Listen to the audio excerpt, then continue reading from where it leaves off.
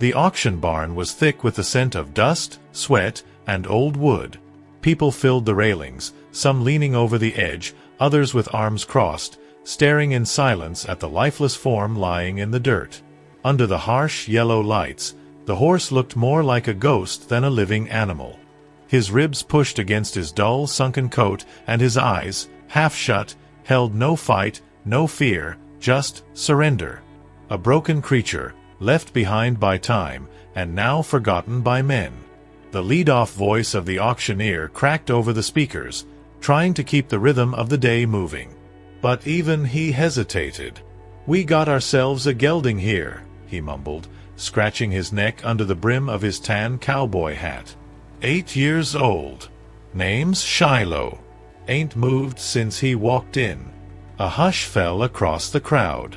A couple of folks laughed under their breath. A woman in plaid whispered, "He's not gonna get a single bid." And she wasn't wrong. No one stepped forward. No hands raised.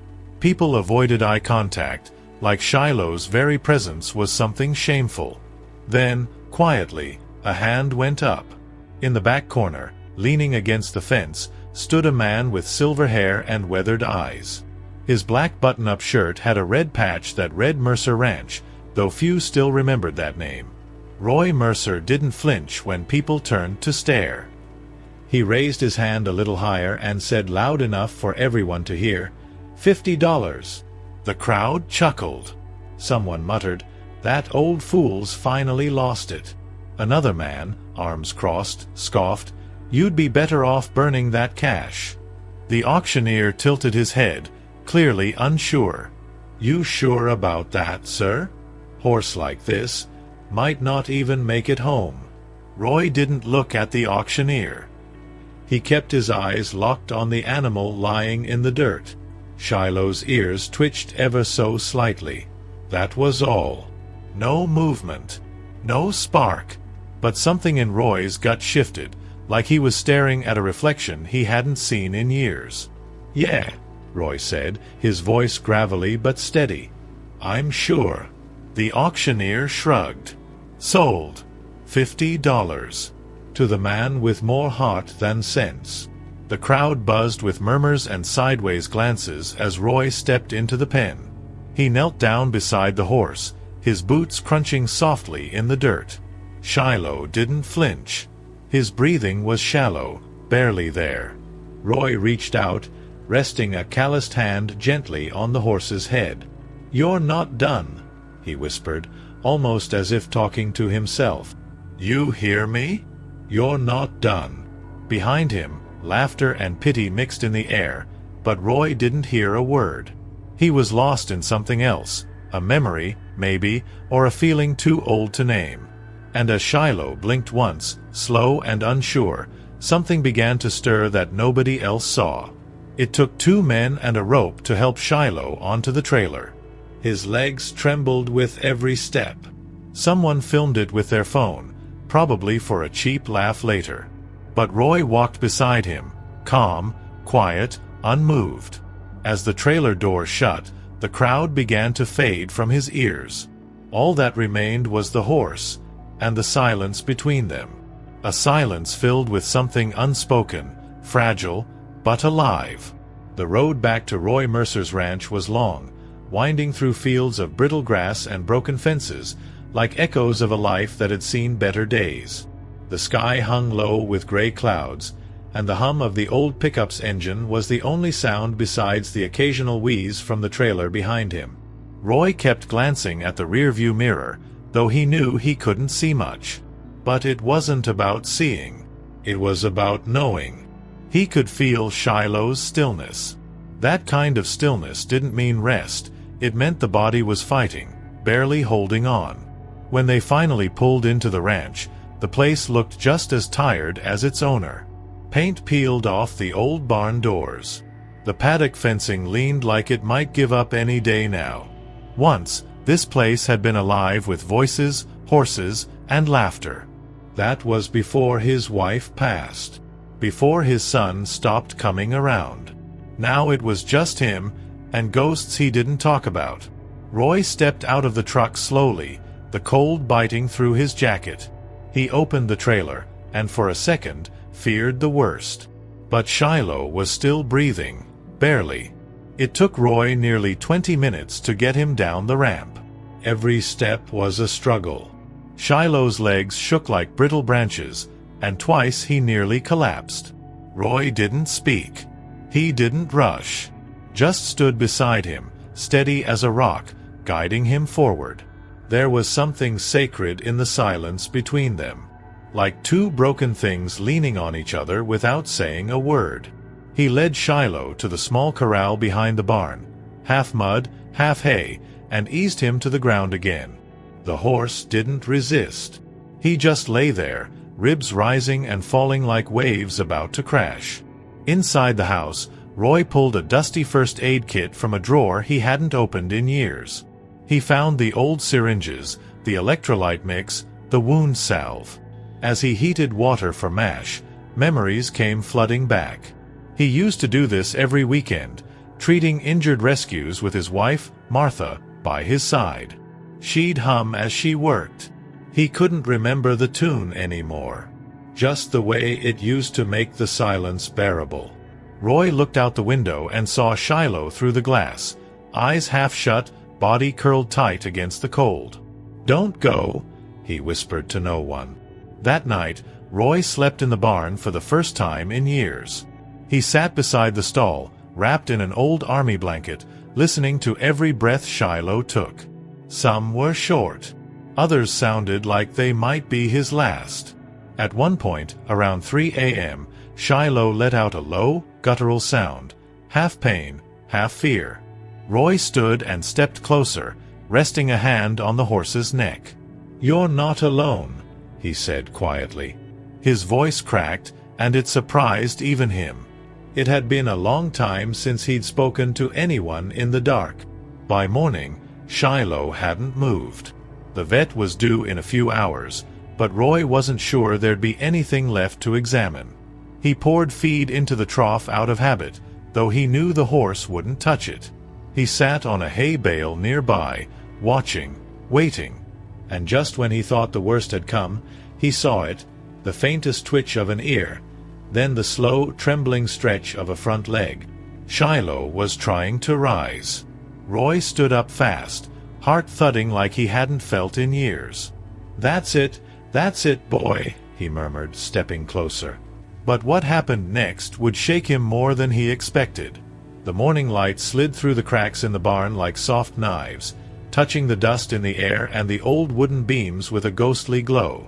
Roy stood at the edge of the stall, barely breathing, watching the impossible unfold.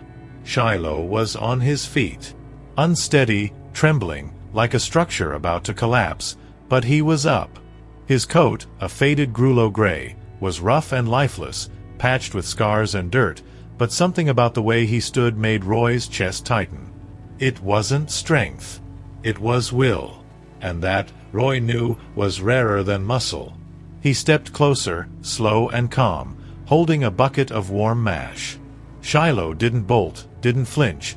He just turned his hollow eyes toward Roy and blinked. For the first time, there was a flicker of something behind them. Pain, yes, but not emptiness. Roy lowered the bucket, crouching down beside him, his voice low and cracked. "You're still in there, ain't you?" The horse didn't eat, but he didn't look away either. In the silence, there was something growing between them, fragile, uncertain, but real. The rumble of tires outside broke the moment. Roy stood as Dr. Elaine Brooks stepped out of her truck, pulling on her worn leather gloves. She was a seasoned vet, sharp-eyed, practical, but when she entered the barn and laid eyes on Shiloh, she stopped cold. Her breath caught. "Jesus," she whispered. She moved to examine him, quiet and methodical, and the longer she worked, the more her expression darkened. "This isn't just neglect," she said. "This horse has been through hell. Someone tried to break him from the inside out." Roy didn't argue. He just nodded once. He already knew. When she finished, Elaine stood back and looked Roy in the eye. "He's critical." He's not just starving, he's traumatized. Organ failure is close. It's going to take more than medicine to bring him back." She hesitated, then added, "Horses don't survive this unless they've got someone beside them who refuses to let go." Roy felt a heaviness settle in his chest. The kind that wasn't new, just awakened. He thought about all the things he'd let go of, his wife, his son, himself. Maybe this was his chance to fight for something again. Maybe not for redemption, but for purpose. That night, he didn't leave the barn. Wrapped in an old army blanket, sitting in the straw beside the stall, Roy watched Shiloh breathe. Each breath was a battle, but they were coming steadier now. He reached out once, resting a hand on the horse's side. It was cold to the touch, but solid. Alive. Outside, the wind howled across the empty fields. And in the quiet between them, Roy whispered what no one else had ever told that horse. "You're not going anywhere. Not on my watch." The following days passed like slow-moving shadows. Each morning, Roy would rise from his spot in the barn, joints stiff and muscles sore, but he wouldn't complain. He'd check Shiloh first, always first, before making coffee, before feeding himself, before breathing right. The horse still didn't eat much, but his eyes followed Roy now. Not with fear, not with desperation, just awareness. And that was something. Every blink, every breath Shiloh took was a small rebellion against the grave everyone else had already buried him in. Roy began to talk more. Not in full sentences, not to anyone who'd respond, but to fill the silence that used to gnaw at him. "You know," he muttered one morning while brushing Shiloh's bony frame, "Martha used to say animals carry pieces of us we forget we lost." The words caught in his throat, but he kept brushing, steady and gentle. The rhythm calmed him. Shiloh leaned into the strokes, just slightly, just enough to let Roy know he was listening. There was something sacred about those quiet moments. Two souls too bruised to speak fully, finding peace in each other's broken presence. That afternoon, for the first time, Shiloh stepped out of the stall on his own. Wobbly, uncertain, but under his own power. Roy followed, not daring to speak, as if words might break the spell. The winter wind brushed across the paddock, and Shiloh lifted his nose to it. His ears flicked toward the sounds of distant crows, and his eyes scanned the fields as though remembering something he'd once known. Freedom. Roy stood by the gate, one hand resting on the rail. He didn't smile, not quite. But something loosened in his chest. Later, back inside, Roy sat at the kitchen table, the wood warped and faded with time. A photo sat tucked under a stack of old receipts, him and Martha, standing outside the barn, young, sun-kissed, and full of plans. He pulled it out and stared at it, fingers trembling just enough to betray him. "You'd like him," he said to the photograph, his voice barely above a whisper. "He's got that stubborn look in his eye. Like you did." The silence that followed wasn't heavy anymore. It was warm, comforting, like she was listening. But as night fell, and the wind picked up outside, Roy heard something that didn't belong. A car. Slow tires on gravel. Headlights sweeping across the front window. Roy stood from the table, heart tightening. No one ever came out this far, not anymore. And certainly not at this hour. He moved toward the door, fingers instinctively brushing against the old rifle mounted near the frame. The engine cut off. Silence again. Then a knock. Roy opened the door slowly, the cold air slipping past his boots and into the house like an unwelcome guest. A young man stood there, maybe late 20s, wearing a heavy canvas jacket and a trucker cap pulled low over his brow. His boots were too clean for someone raised around horses, and his eyes carried that particular kind of sharpness, the kind that didn't come from life experience, but from calculation. Roy didn't recognize him. Not at first. But the logo on his truck parked behind caught his eye. Silver Rock Stables. His stomach turned. "I'm looking for a horse," the man said flatly, not offering a name or a smile. He went missing from a holding lot near Wichita. Quarter horse. Grew low. About 8 years old. Pretty bad shape. His gaze didn't waver, and Roy felt the hairs rise on the back of his neck. Shiloh. It couldn't be coincidence. He stayed quiet, leaning against the frame, eyes narrowing just slightly.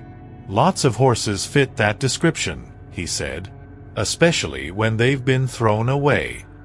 The man smiled, thin and tight. Maybe. But I got reason to believe this one ended up here. Roy's mind raced. The paperwork from the auction. $50. A legal sale. But it didn't stop the fear creeping in from the corners of his gut. He looked over his shoulder, toward the barn. Toward Shiloh, who at that very moment was likely resting for the first time in days without pain. Horse's name is Shiloh, the man continued. Used to be a training prospect. Until he broke down. Owner wants him back. That last sentence didn't sit right. Not the words themselves, but the way they were said. Not with concern. With ownership. Possession. He ain't for sale, Roy said plainly. His voice didn't rise, didn't shake. It landed like a brick dropped on cold concrete. The man squinted. Didn't offer money. Yet. Roy didn't blink. Don't. There was a beat of silence between them, long and sharp. Then the stranger shoved his hands into his pockets, backed off the porch, and nodded once. I'll be back. The headlights lit up again as the truck reversed down the gravel path, tires spinning ever so slightly on the frozen ground. Roy stood at the door long after the truck disappeared, jaw tight, fists clenched. Back in the barn, Roy sat down beside Shiloh's stall, the old familiar weight pressing back into his chest. Shiloh lifted his head when he entered. His eyes were clearer tonight, still tired, but aware. Connected. Roy reached through the gate and placed a hand on his neck. They came looking for you, he murmured. But they're not getting you back. His voice cracked then, low and bitter.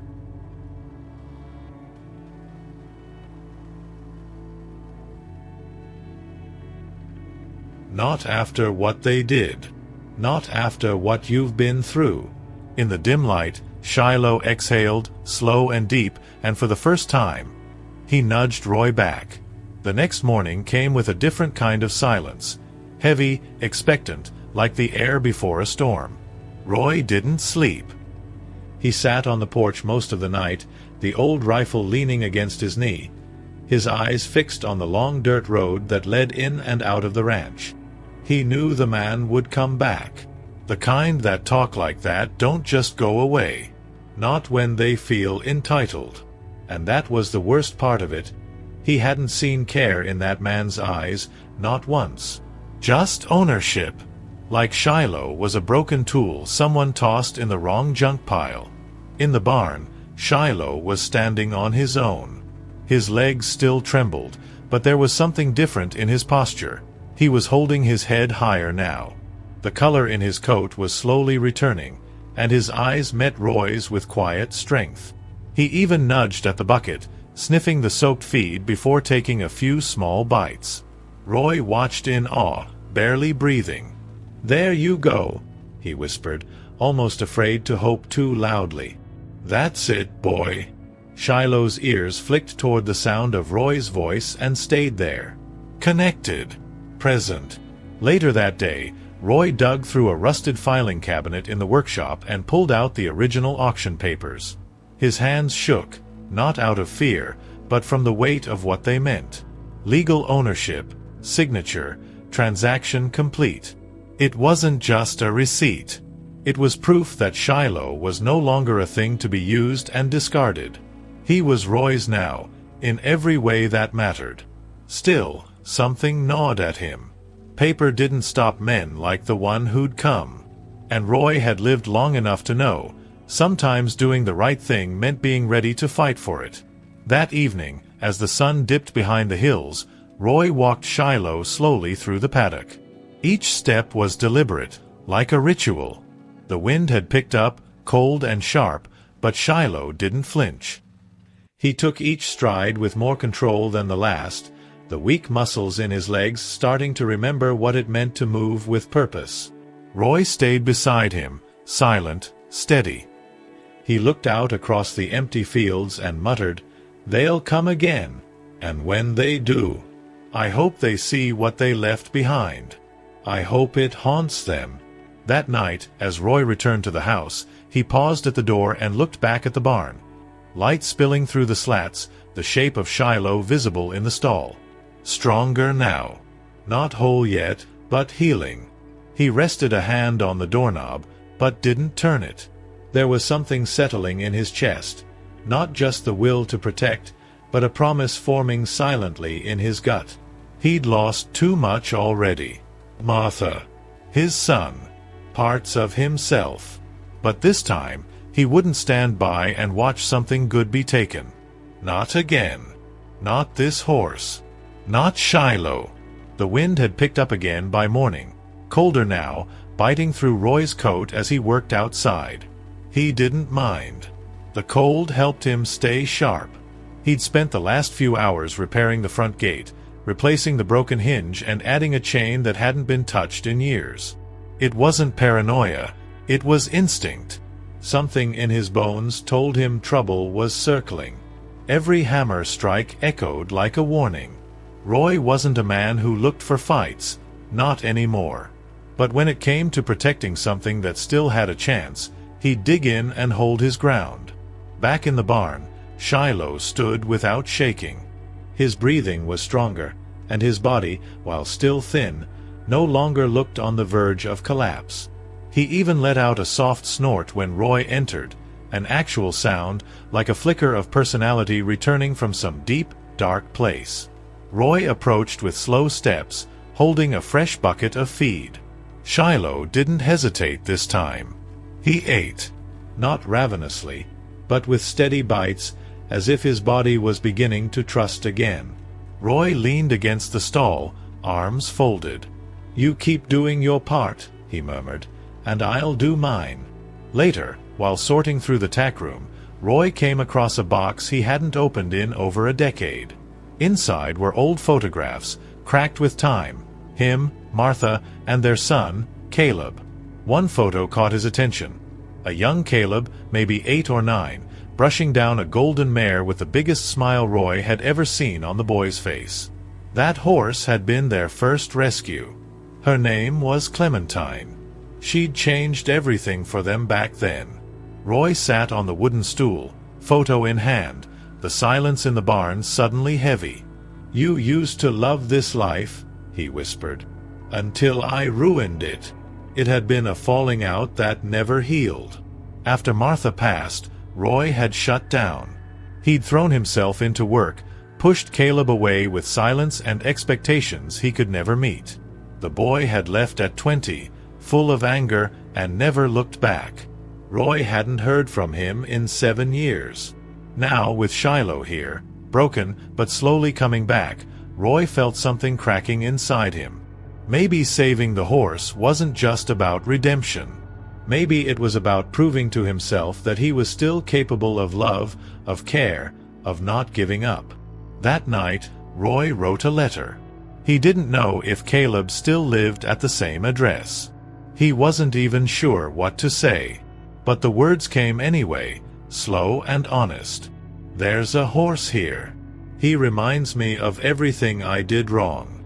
And maybe, just maybe, he's giving me a second chance I don't deserve. If you ever wanted to see this place again, it's still standing. Barely. But it's here." He folded the page, placed it in an envelope, and left it by the door. And for the first time in years, Roy didn't feel like a man waiting to lose something. He felt like a man preparing to fight for it. The sky was bruised with clouds by late afternoon, a storm building far off in the distance. Roy felt it in his chest, like thunder rumbling just beneath his ribs. He didn't need to see the truck to know it was coming. He felt it before the engine even reached the gravel.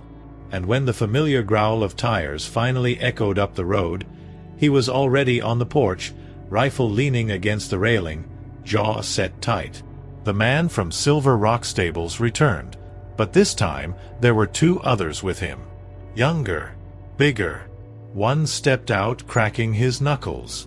The other wore a badge on his belt that didn't belong to any sheriff's office Roy knew. The first man didn't bother with greetings. "We're here for the horse," he said flatly, eyes scanning the barn behind Roy. "And you're out of legal ground." Roy held up the auction paperwork, already weathered and folded at the edges. "This says otherwise." The man laughed. "That paper doesn't cover stolen property. Shiloh was chipped, registered under Silver Rock. That makes him ours, no matter what some rusted auction barn decided to sell." Roy's grip tightened. They had come with power, or at least the illusion of it. And he knew how easily men like that could take what they wanted if no one stood in their way. "I'm not handing him over," Roy said, voice low and full of grit. "Not after what you did to him." The tension snapped like a wire. One of the men stepped forward, hand on his belt, maybe for a weapon, maybe for intimidation, but Roy didn't flinch. He raised the rifle, slow and steady, not aiming yet, just making it known. "This horse ain't just property. He's breathing because someone gave a damn. That wasn't you." The wind whipped across the ranch, sharp and cutting, and for a brief moment no one moved. Then the man in front smiled coldly. "You really willing to risk everything over a broken horse?" Roy's answer came not in words, but in the sudden thud of hooves against barn floor. Shiloh appeared at the stall gate, ears pinned forward, nostrils flaring. His posture had changed. He wasn't the same half-dead creature from a week ago. He stood tall, defiant, eyes locked on the strangers like he knew. Roy glanced back at him, and something passed between them. A quiet vow. Shiloh took a step forward, even as his legs trembled, and let out a low, sharp snort. That sound cut through the tension like a blade. Roy turned back. "You should leave," he said, "while you still can." They didn't push it. Not that day. Maybe it was the rifle. Maybe it was the horse. Maybe it was the look in Roy's eyes that said he'd already lost too much in this life to lose quietly again. The men got back in the truck, slamming doors harder than needed. As the taillights disappeared down the road, Roy exhaled for the first time in minutes. His hands were shaking. He lowered the rifle slowly, then turned back to the barn, where Shiloh stood waiting. Not hiding, not broken, just waiting. And Roy understood something in that moment. This wasn't about saving a horse anymore. It was about saving a part of himself he thought was gone forever. The following days passed with a strange calm. The men from Silver Rock hadn't returned, and Roy didn't know if that meant they'd given up or were waiting for a better opportunity. But something inside him had shifted. He no longer lived in fear. He lived with purpose. Every morning, he walked with Shiloh, whose strength had returned enough to trot short stretches across the paddock. His coat had started to shine again in the sunlight, the Grullo gray taking on depth and life. The scarred shell was falling away. What remained was a horse with fire in his eyes, and a man slowly learning how to live again. Roy spent more time in the house now. He repaired the porch steps, cleaned out the living room, replaced the photo of Martha and Caleb on the mantel where it used to be, before grief made him hide everything that reminded him of them. He wasn't a different man, not completely, but he was waking up piece by piece. He hadn't told anyone what had happened with the men. Maybe because he didn't want to relive it, or maybe because, for once, he didn't feel alone in the fight. He had Shiloh, and somehow that was enough. Then, one evening, as he poured feed into the trough, he saw a shape coming down the road. Not a truck, not headlights, just a single figure on foot, walking slowly but deliberately up the gravel path. Roy stepped out of the barn, wiping his hands on his jeans, heart pounding with a feeling he didn't quite recognize at first. Hope, twisted up with something sharper. The figure drew closer, and when he saw the familiar outline, the way the man walked, shoulders stiff like someone carrying a weight too long, he froze. It was Caleb. Caleb stopped just a few feet from the porch, dust on his boots, hands in his jacket pockets like he wasn't sure if he should come closer.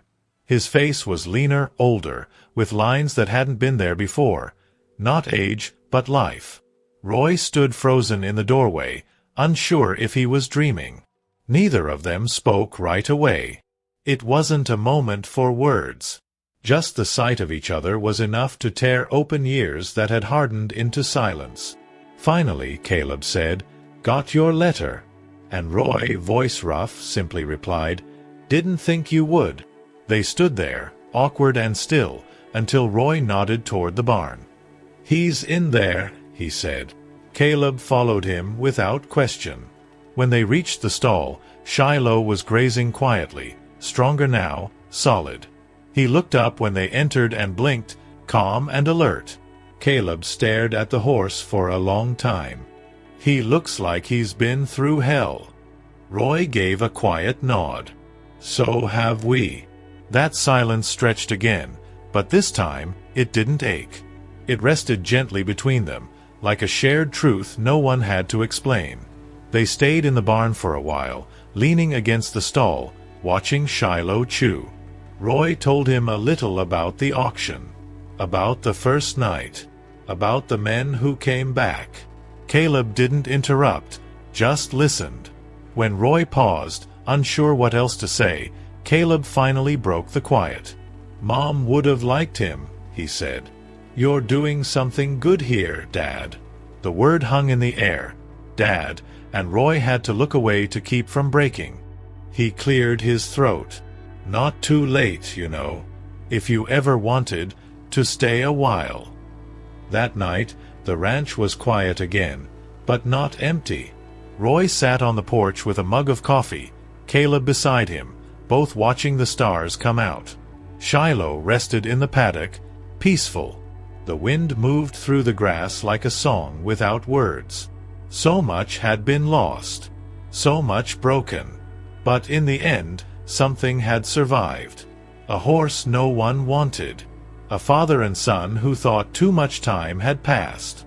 And the quiet truth that sometimes you don't find healing, you fight for it. Together.